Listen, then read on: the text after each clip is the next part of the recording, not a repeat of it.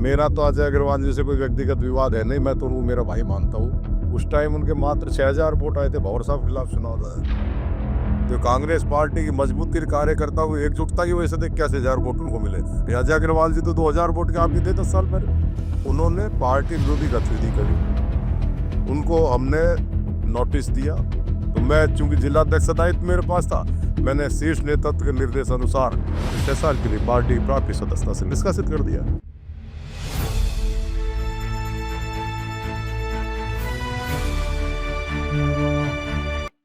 नमस्कार दोस्तों, मिशन सच नेटवर्क से मैं प्रेम पाठक। आज हम बात कर रहे हैं कांग्रेस की सियासत में एक सक्रिय और आक्रामक चेहरे के रूप में अपनी पहचान रखने वाले योगेश मिश्रा जी से। पिछले करीब 5 महीने पहले आपने जिलाध्यक्ष का पद छोड़ा है।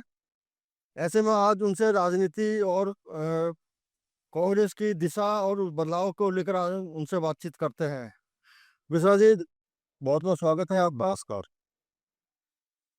योगेश मिश्रा का कभी एक एक्टिव और आक्रामक अध्यक्ष माना जाता था, लेकिन अब कांग्रेस में न वैसी सक्रियता दिखाई पड़ती है और न ही वैसा संघर्ष।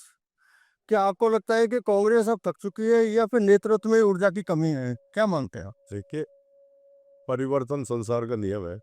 मुझे लगभग 7 साढ़े 7 साल में जिला अध्यक्ष रहा, सबसे लंबे पीरियड में जिला अध्यक्ष रहा पड़ा।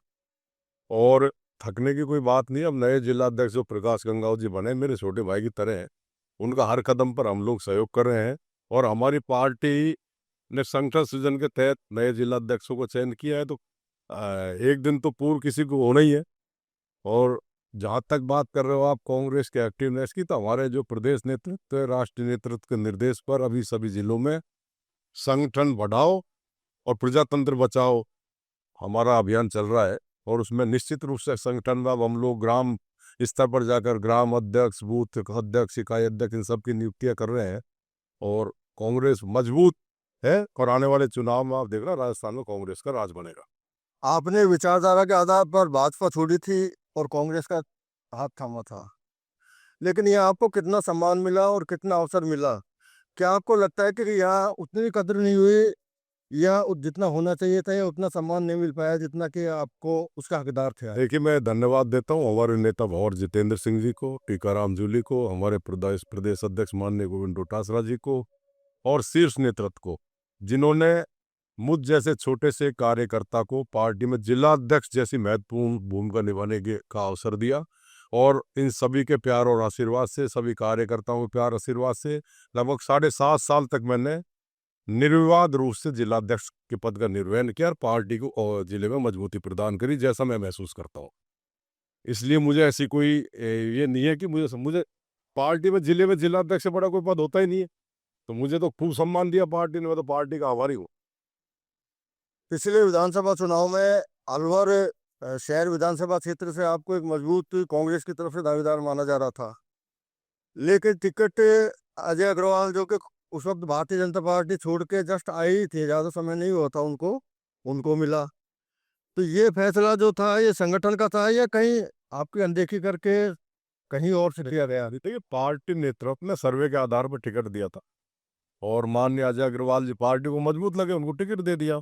अब ये उनका सौभाग्य हो या दुर्भाग्य हो, चुनाव वो लूज करे, पार्टी के एक एक कार्यकर्ता ने पूरी ईमानदारी और निष्ठा से कांग्रेस पार्टी के पक्ष से मतदान करवाया। चुनाव हार जीत चलती रहती है और मेरी इग्नोरेंस की ऐसी कोई बात नहीं है। मुझे तो पार्टी मेरा मन जरूर है चुनाव लड़ने का। तो पार्टी अवसर देगी तो मैं चुनाव लड़ूंगा, नहीं तो पार्टी का कार्यकर्ता बनकर मैं काम कर ही रहा हूँ। अक्सर कहा जाता है कि कांग्रेस को दूसरा नहीं, कांग्रेस खुद हराती है। क्या आप मानते हैं कि पिछली बार अगर विधानसभा चुनाव में पार्टी एकजुट होती तो जो कांग्रेस के प्रत्याशी थे अजय अग्रवाल, वो यहाँ से चुनाव जीत सकते थे? पार्टी तो एकजुट ही थी, किसने कह दिया पार्टी एकजुट नहीं थी? कौन था अजय अग्रवाल के खिलाफ? सब कार्यकर्ताओं ने उनकी मदद करी। तो पार्टी के प्रत्याशी की एक छोटे अंतर से हार का कारण क्या माने? मेरी सुनिए, माननीय अजय अग्रवाल जी मेरे बिल्कुल भाई की तरह हैं। वो पार्टी में 2003 में निर्दलीय चुनाव लड़े थे। उस टाइम उनके मात्र 6000 वोट आए थे, भंवर साहब के खिलाफ चुनाव लड़े थे। फिर 10 साल बाद 2013 में वो निर्दलीय चुनाव लड़े तो उनके 2200 वोट आए थे। अब पार्टी के सिंबल पर उनको 81,000 वोट मिले। तो कांग्रेस पार्टी की मजबूती कार्यकर्ता को एकजुटता की वजह से देख 81,000 वोट उनको मिले। अजय अग्रवाल जी तो 2000 वोट के आदमी थे 10 साल पहले। अजय अग्रवाल का एक विवाद हुआ था जो आपके साथ काफी चर्चा में आया था, तो क्या ये पार्टी से विवाद था या आपका कोई व्यक्तिगत विवाद था जो काफी चर्चित? मेरा तो अजय अग्रवाल जी से कोई व्यक्तिगत विवाद है नहीं, मैं तो उनको मेरा भाई मानता हूँ। और कांग्रेस पार्टी में हम सब कार्यकर्ता एक दूसरे के भाई की तरह रहते हैं, एक दूसरे की मदद करते हैं। अब वो पूर्वाग्रह से ग्रसित है और उनकी कोई बात है तो वो जाने, मेरे तो उनको लेकर मेरे तो कोई विवाद है नहीं। बाद में एक और चर्चा आई थी कि जब उनको पार्टी से निलंबित करके बाहर किया गया तो उसमें भी आपका भी नाम जोड़ा गया था कि साहब योगेश मिश्रा जी की वजह से ऐसा कुछ हुआ, तो क्या ऐसा उस सही है क्या? देखिए, उन्होंने पार्टी विरोधी गतिविधि करी, उनको हमने नोटिस दिया, नोटिस में 7 दिन का समय दिया, उन्होंने उस नोटिस का कोई जवाब नहीं दिया। फिर दोबारा उन्होंने एक पार्टी विरोधी गतिविधि करी जब पाकिस्तान से युद्ध चल रहा था, माननीय प्रधानमंत्री जी का फोटो लगा करके और उनको बीजेपी को धन्यवाद दे रहे थे। तो फिर उनको हमने नोटिस दिया, उन्होंने कोई जवाब नहीं दिया। पार्टी के शीर्ष नेतृत्व को हमने वो सारी रिपोर्ट भेजी, शीर्ष नेतृत्व ने हमें निर्देशित किया कि जो कार्यकर्ता पार्टी के संगठन की अहमियत नहीं समझता या पार्टी की कोई बात को वजन नहीं देता, ऐसे कार्यकर्ता को पार्टी से निकाल दो। तो मैं चूंकि जिला अध्यक्ष दायित्व मेरे पास था, मैंने शीर्ष नेतृत्व के निर्देश अनुसार उन्हें 6 साल के लिए पार्टी की प्राथमिक सदस्यता से निष्कासित कर दिया। दिलचस्प बात यह है कि वही अजय अग्रवाल आज पार्टी के कई बड़े नेताओं के साथ घूमते हुए नजर आते हैं। देखिए, ये उनके व्यक्तिगत। और तो क्या आपको लगता है कि पार्टी में वो जो उस समय उसको गुटबाजी कहे जो भी कहे, तो वो क्या अब तक चल रही है, खत्म नहीं हुई है? देखिए, पार्टी में कोई गुटबाजी नहीं है और अजय अग्रवाल जी किसी बड़े नेता के साथ घूमते हैं तो उनके व्यक्तिगत संबंध हो सकते हैं।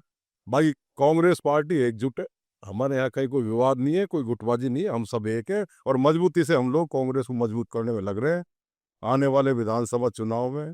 और अगर पार्टी ने भारतीय जनता पार्टी की सरकार ने निकाय चुनाव और पंचायत चुनाव करा तो उन सब में आप देख रहे कांग्रेस स्पष्ट बहुमत से सब जगह जीते। अगर अलवर की बात करें तो आज ऐसे कौन से बड़े मुद्दे हैं जिन पर कांग्रेस को मजबूती से सरकार को घेरना चाहिए, लेकिन ऐसा हो नहीं पा रहा है, वो सारे मुद्दे पीछे छूट रहे हैं? इस पे कांग्रेस पार्टी हमारे माननीय जिलाध्यक्ष प्रकाश गंगाव जी के नेतृत्व में सभी मुद्दों पर बीजेपी को घेर रही है। कल भी हमने संगठन बचाओ और संगठन बढ़ाओ और प्रजातंत्र बचाओ की मीटिंग यहाँ जिला कांग्रेस कमेटी कार्यालय पर हमारे जिलाध्यक्ष के नेतृत्व में की। उसमें माननीय नेता प्रतिपक्ष टीकाराम जूली जी भी थे और समय समय पर विरोध प्रदर्शन धरने पार्टी करती रहती है। जहाँ हमारी आवश्यकता उनको महसूस होती है, हमें सूचना मिलती है, हम निश्चित रूप से पहुंचते हैं और उन सबका सहयोग करते हैं। अलवर से सांसद और केंद्र में केंद्रीय मंत्री भूपेंद्र यादव और प्रदेश में जो मंत्री हैं अपने अलवर से संजय शर्मा, इन दोनों के कामकाज को आप कैसा देखते हैं? क्या कांग्रेस इनके सामने कमजोर पड़ती हुई नजर आ रही है आपको, या बराबर का कहीं? कांग्रेस बिल्कुल कमजोर नहीं है, कांग्रेस एकदम मजबूती से खड़ी है और हम तो समय समय पर माननीय सांसद महोदय को और माननीय मंत्री महोदय को संजय शर्मा जी को आगाह भी कराते रहते हैं पत्राचारों के माध्यम से, आप लोगों के माध्यम से, कि भाई आप इस जिले में जो विकास कार्य है उसको तरजीह दो, विनाश की बात मत करो। और जहाँ शहर में जैसे सफाई की दुर्दशा है, पानी की समस्या है, बिजली की समस्या है, रोड लाइट की समस्या है, सीवरेज की समस्या है, इन सब समस्याओं का ध्यान करके उनका समाधान आप करवाइए। हम टाइम मांग करते रहते हैं। अब ये कि एक तरफ तो ये स्वच्छता में अलवर को दिखाते हैं नंबर 2 नंबर 3, और आप हाल जाके देख लो अभी गलियों में सड़कों पे तो कचरे के ढेर लगे पड़े हैं, वायरल फैल रहा है, महामारियां फैल रही हैं। तो मेरा तो आपके चैनल के माध्यम से माननीय भूपेंद्र यादव जी से, माननीय संजय शर्मा जी से, दोनों से निवेदन है कि राजनीति से ऊपर हटकर इस शहर के और जिले के विकास की बात करें, और विकास की अगर वो बात करेंगे तो कांग्रेस पार्टी उनका साथ देगी, ऐसा मेरा मानना है। क्या कांग्रेस आगामी समय में खुद को खड़ा कर पाएगी या अंदरूनी खींचतान जो चल रही है उसकी वजह से और आगे पार्टी की छवि कमजोर होगी? ये आने वाला समय ही बताएगा। आज की चर्चा में आपने भाग लिया, उसके लिए बहुत बहुत मिशन सर्च नेटवर्क की तरफ से स्वागत। धन्यवाद सर, नमस्कार।